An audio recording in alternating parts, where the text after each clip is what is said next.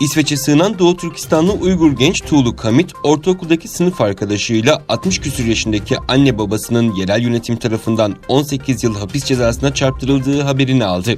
Hamit'in anne babası Doğu Türkistan'ın İli vilayetinde devlet kurumundan emekli olmuşlardı. Hiçbir zaman siyasi faaliyetlerde bulunmamışlardı. Tuğluk Hamit verdiği röportajda kendisinin Doğu Türkistan'ı terk edip İsveç'e sığınma hakkı talep ettikten sonra bir daha geri dönmediğini, anne babasının 2014 yılında Türkiye'ye geziye getirdiği sırada onlarla son kez görüştüğünü ve anne babasının memlekete döndükten 3 yıl sonra 27 Ocak 2017 tarihinde toplama kampına hapsedildiğini, en son anne babasının kendisinin İsviçre'de siyasi sığınma hakkı aldığından dolayı 18 yıl hapis cezasına çarptırıldığını anlattı. Dünya Uygur Kurultayı sözcüsü bu konuda yorum yaparak Çin hükümeti kamuoyunun baskısından dolayı dışarıya sözde eğitim merkezlerinin kapatıldığını belirtti. Ancak elde ettiğimiz verilere göre Çin hükümeti şu anda toplama kamplarındaki Uygur tutukluları planlı ve kademeli olarak yeniden yargılamakta. Uygur tutuklular toplama kamplarında işkence edildikten sonra hapishanelere taşınmakta. İşte bu Çin yönetiminin safsatalarıdır, dedi.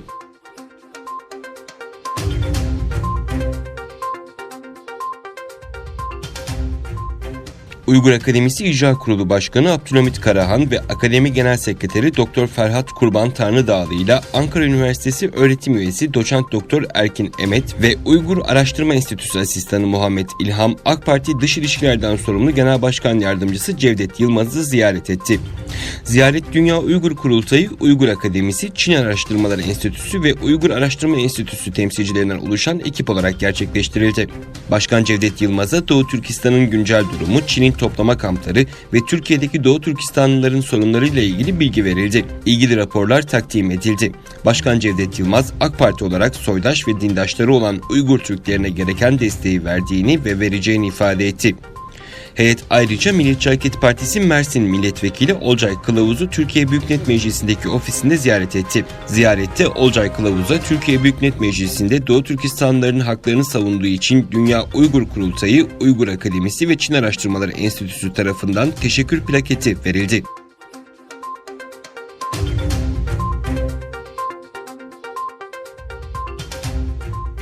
Doğu Türkistan STK'lar Birliği Halk Diploması Hareketi kapsamında Müslüman dünyasındaki STK'larla önemli çalışmalarda bulundu.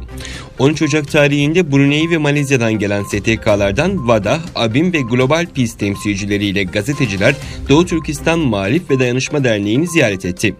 Aynı gün içerisinde Doğu Türkistan Teşkilatlar Birliği, İslam İşbirliği Teşkilatı, İnsan Hakları Komisyonu Başkanı Ahmet Azzam ve ekibiyle Doğu Türkistan'daki vaziyet ve Uygur diasporasının karşılaştığı meseleleri konuştu. Görüşmede Tayland'daki tutsak Uygurlar başta olmak üzere birçok önemli mesele müzakere edildi. 14 Ocak'ta Doğu Türkistan Marif Hareketi Genel Sekreteri Abdullah Abdurrahman, Şanlıurfa İHH temsilciliğinde İHH kadrosuna Doğu Türkistan'ın güncel vaziyetiyle ilgili briefing verdi.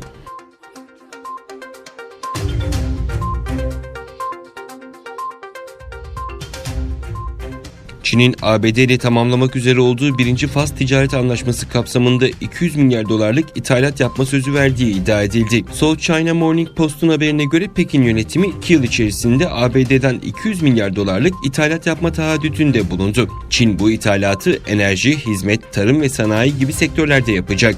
Sektörler arasında 75 milyar dolarla sanayi ilk sırada yer alırken Çin bu kapsamda 50 milyar dolarlık enerji, 40 milyar dolarlık tarım ürünü ve 35 milyar dolarlık hizmet alımı yapacak. ABD ile Çin arasında birinci faz ticaret anlaşmasının bu hafta imzalanması bekleniyor.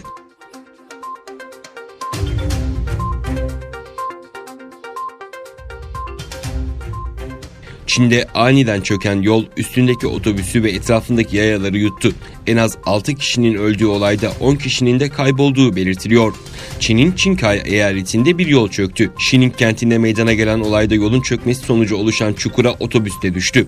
Otobüsün içindeki yolcuların yanı sıra etraftaki yayaların da çukura düştüğü belirtildi. Yetkililer olayda en az 6 kişinin hayatını kaybettiğini duyurdu. 16 kişinin yaralandığı olayda 10 kişinin de kayıp olduğu bildirildi. Son yıllarda hızlı bir şekilde gelişen Çin'de yol çökmeleri sık sık yaşanan bir durum.